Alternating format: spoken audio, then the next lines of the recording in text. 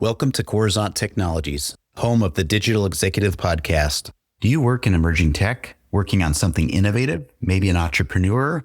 Apply to be a guest at www.coruzant.com/brand. Welcome to the Digital Executive. Today's guest is Brian Peret. Brian Peret is the director of CodeBoxx Academy, where he leads the company's mission to transform untapped potential into tech-driven career success. With a background in a chemical and biomedical engineering, Brian combines academic discipline with deep operational expertise to deliver one of the most outcome-focused technology programs in North America. A former educator turned workforce innovator, he has been instrumental in shaping CodeBoxx's human-centered approach, one that values accountability, adaptability, and business-first results. Under his leadership, the Academy serves as a launchpad for individuals from all walks of life to enter and thrive in the modern digital economy. Brian is a driving force behind CodeBoxx's commitment to redefining how tech talent is developed, measured, and deployed. Well, good afternoon, Brian. Welcome to the show. Thank you very much. Happy to be here. Awesome. I appreciate it, Brian. You're hailing out of St. Petersburg, Florida today. I'm in Kansas City. Appreciate you making the time. Sometimes challenges with calendars and time zones get in the way, but we were able to get this successfully scheduled. So jumping right in, Brian, your path to becoming director of CodeBoxx Academy is one of the more remarkable journeys I've come across. From chemical and biomedical engineering to a career pivot during the 2008 recession, some hardships, to leading one of the most outcome-focused tech programs in North America. Walk us through that arc. What were the inflection points that shaped how you lead today? Certainly, and thank you for the opportunity to share my story. In retrospect, my story gives me hope, and I find it gives inspiration to others because I witnessed the death and the rebirth of the American dream in my life. I graduated from the University of Wisconsin with a bachelor's degree in chemical engineering and a master's degree in biomedical engineering. By any metric, I was ready to start and be a leader in my career. But I hit the job market in 2008 with no skills to get a job, no skills to perform in an interview, and no skills to set myself apart from people in the industry. When the recession came in 2008, I was left wallowing, downward spiral. I found myself comfort in a bottle. And by 2014, I was a full drunk. And this bottomed out with me actually going to prison.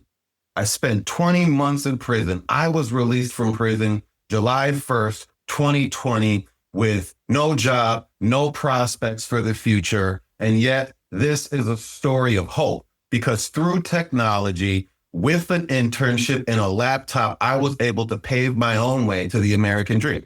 Now you asked me, what are the inflection points that shaped who I am and how I lead today? First inflection point. Recognition that my college degree had nothing to do with me getting a job. My college degree was insufficient for me starting a career in tech. 2, how did I actually find my career in tech? It wasn't through my college degree. It was through the people I know. Somebody I knew saw the potential in me. They gave me a laptop. They gave me an internship. And they gave me the guidance that I needed to be a developer where I could earn an income that could sustain me. And with that kind of income, with that kind of security, I had the opportunity to learn who I was, to develop my superpowers, and to contribute fully to the tech community. Let's move on. Where are we next? Awesome. Thank you so much. I appreciate that. And that's why I love this podcast. Usually we start out with kind of a backstory on the guest, and gosh, you went through, your story is just filled with a lot of trial and tribulation, and totally understand the 2008 recession was really hard on a lot of Americans here. But your story of as you said, the death and rebirth of the American dream is exactly that with you. You pivoted 180 degrees, went through some personal challenges, and now leading one of the best really leadership roles at CodeBoxx Academy. And I think that's just amazing success story. So thank you. And Brian, CodeBoxx has built a human-centered approach grounded in accountability, adaptability, and business-first results. And the numbers back it up. There's 300 plus graduates, over 80% graduation rate with a 79% placement rate.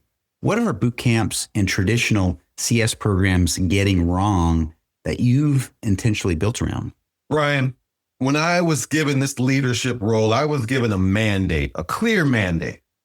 I was to develop a program that fulfilled two goals. The first goal, every graduate from CodeBoxx Academy is to stand out from the crowd. They are to be the one that is attractive. They get the interview and they have the communication skills and the experience to kill the interview. Two, once a CodeBoxx graduate gets on the job, they know how to perform the job. It is with these two goals and nothing else that we define and we redefine our program.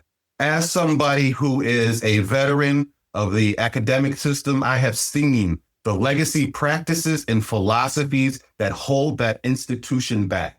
Every day I deal with people in education and boot camps who are so focused on getting this certification or a diploma, this piece of paper that used to confer so much meaning in the tech world.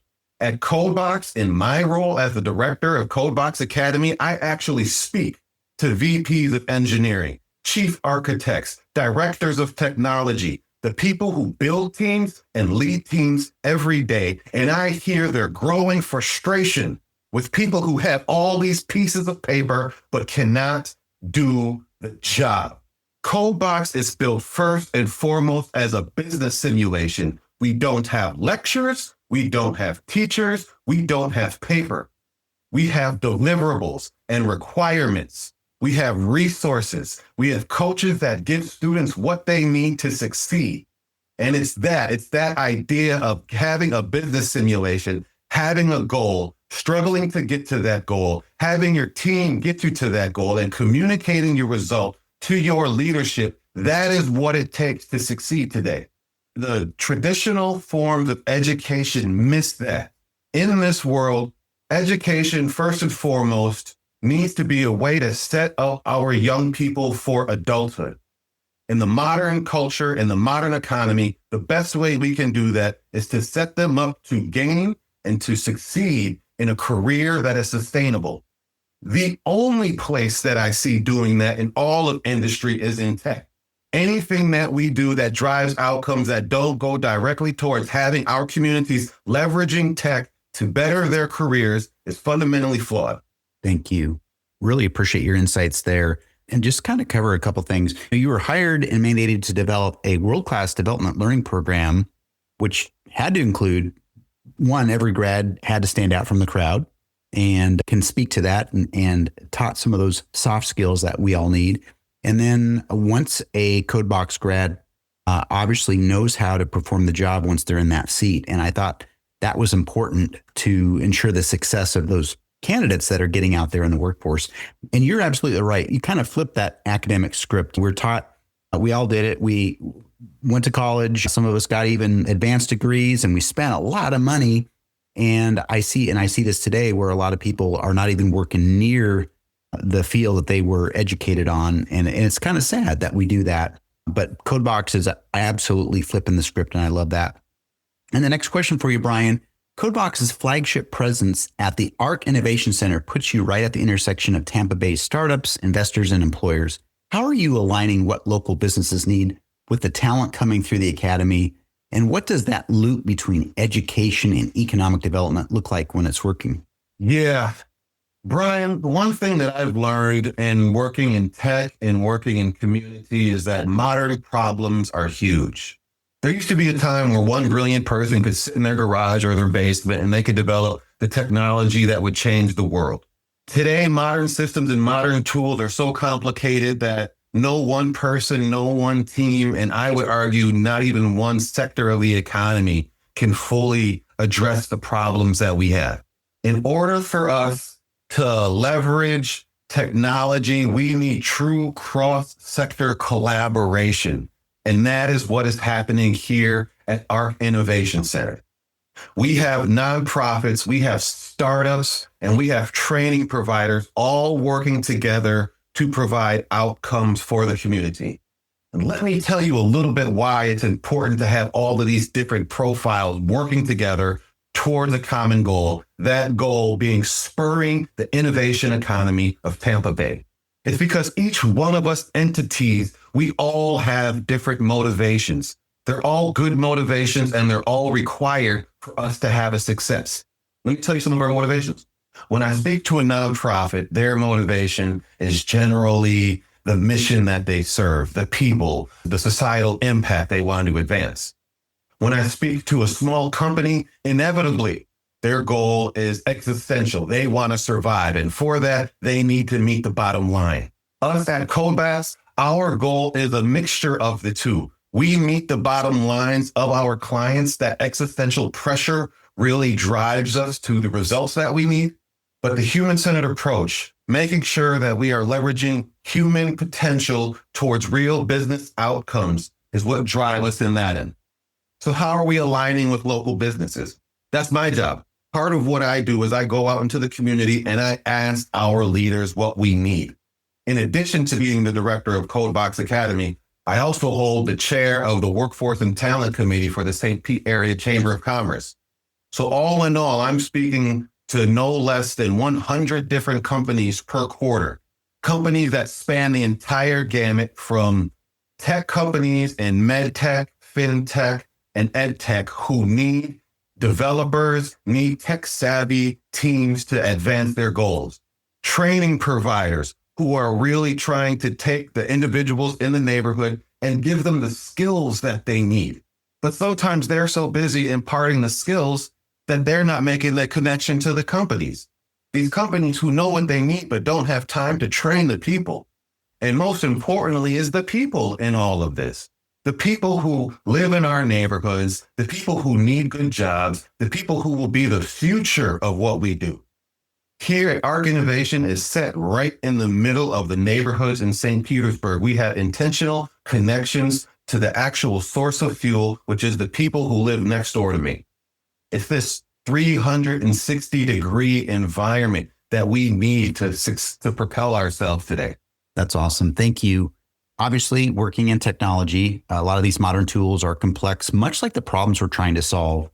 But you broke down really just quickly is all the folks you work with in your community there, nonprofits, businesses, training providers, et cetera. This cross collaboration and this talent and economic ecosystem, as I call it, working together on the same goal to improve the Tampa Bay community and thrive in that community. I think that's awesome. And it's important that one thing I did highlight, it's important that you're leveraging humans to deal with real business outcomes. There could be all the most advanced tech in the world, but at the end of the day, humans are really the center of the solution. So I appreciate that. Brian, that is at the core of what I've learned, right? One thing that I've learned from my narrative, because I started materially from nothing and I built a beautiful life, and I've done it by converting my human capital to business value and extracting the outcome on the back end. That's what we do at CodeBoxx. We value potential over privilege. My favorite bullet item in my job description is that I am to create momentum in people where it does not yet exist. Here at CodeBoxx, we bet on you before you bet on yourself. And we will never give up on you because we recognize that within everybody is greatness. We recognize that tech is vast and it's only getting bigger. When we take those two observations together, we make the assumption, and I challenge anybody to challenge me on it. I make the assumption that there is a place for everybody in tech. There is a way for every single person listening to my voice to take their superpowers, to take what's weird, to add innovation to it, and find a way to contribute to our economy, to our society, and to our culture. That's what wakes me up and motivates me every single day. That's amazing. I really appreciate that. And Brian, the last question of the day, looking ahead, maybe 5 years or plus out, how do you see the relationship between humans, AI, and work evolving? And what's CodeBoxx's role in shaping that future, not just responding to it? This is the most amazing part, right? Just yesterday, I'm onlining automations to streamline my email inbox and help me with my inbound filter to the academy.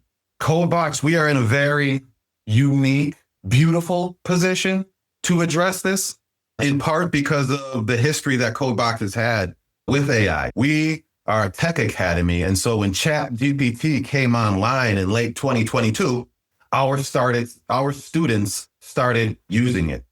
And without much direction, they often found themselves in difficult positions. And our coaches at CodeBoxx found we were spending most of our time undoing mistakes that they had made. It was then that we recognized that we had to be intentional with how we train AI. Now, you mentioned the 300 plus graduates that we've had.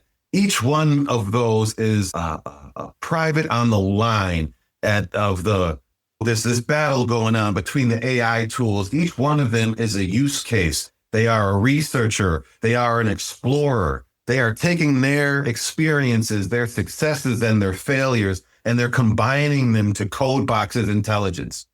From that, we take the successes and failures, and we've learned what best practices are. Those best practices bubble up into philosophies. At CodeBoxx, we have determined the philosophies that are translating to real return on investment for the businesses that we work on. So what does that look like as we go into the future, as AI automates more and as people become more important in making sure we inject humanity into this? AI is always going to handle the simpler tasks. It's going to do all the automation for it. Anything that we can tell it to do, it will faithfully do for us.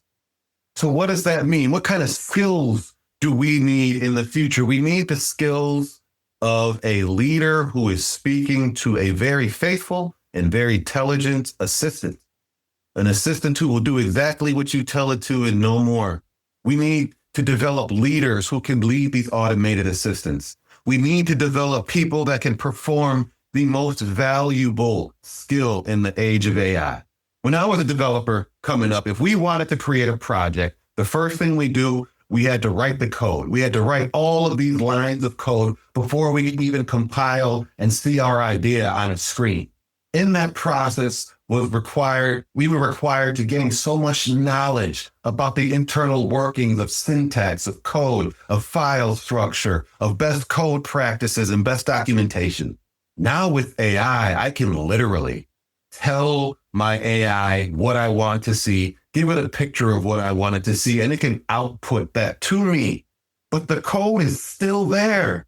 I still need to know how to assess this code. That's why the most important skill in the age of AI is what I call curation, curating the output of this AI tool. What does a curator do in a museum? If a random artifact is placed in front of your curator, it is their job to look at it, to assess it, to see the quality of it, to see why it might be 90% accurate as opposed to 100% accurate, to see its flaws and to understand how to take it from its flaws to ideality. That is the skill that we need to develop in the age of AI. We need people who can look at the outputs of these AIs, not as a faithful sycophant who will take AI as the Lord and follow them like lemmings off a cliff. We need critical thinkers, people with analysis, people who are collaborative yet skeptical, to look at the outputs of these AI, to be able to understand where they are strong, understand where they are weak, and be able to create a path for us from weakness to strength. That is how we are going to succeed in the future. That is what we are doing right now at CodeBoxx. And we see 3 levels of partners at CodeBoxx. 1, the ones I love to work with. They see it. They want to do it. They can't get ahead of the curve fast enough. There are more and more of these individuals. They keep me so busy. It is a beautiful blessing of a problem. 2, the people who really want to do it but are scared. They're hesitant. They think they don't have enough time. They think they don't have enough knowledge. They think they don't have enough money. This population of people is getting smaller and smaller as the opportunity cost of missing out on these AI tools is getting larger and more apparent. And then there's the third group of people, the deniers. Those are too scared to even get involved, or those who are not even connected enough to be aware of what is going on in the world. For those people, I pray. Amazing. Thank you so much. I appreciate that. You talked about a few things here. CodeBoxx obviously is in a unique position to automating desktop and personal activities leveraging AI and agents, as you mentioned. You're integrating at the Academy there, the AI technology into your learning and your curriculum, which I thought was amazing. And then one thing I want to highlight is you called the most important thing with using AI is being that curator of the AI output. It's so important that we don't just blindly put in a prompt and expect everything to be perfect. And I think that's so important that you highlighted that. And Brian, it was such a pleasure having you on today, and I look forward to speaking with you real soon. Brian, it's a pleasure talking to you, sir. Bye for now.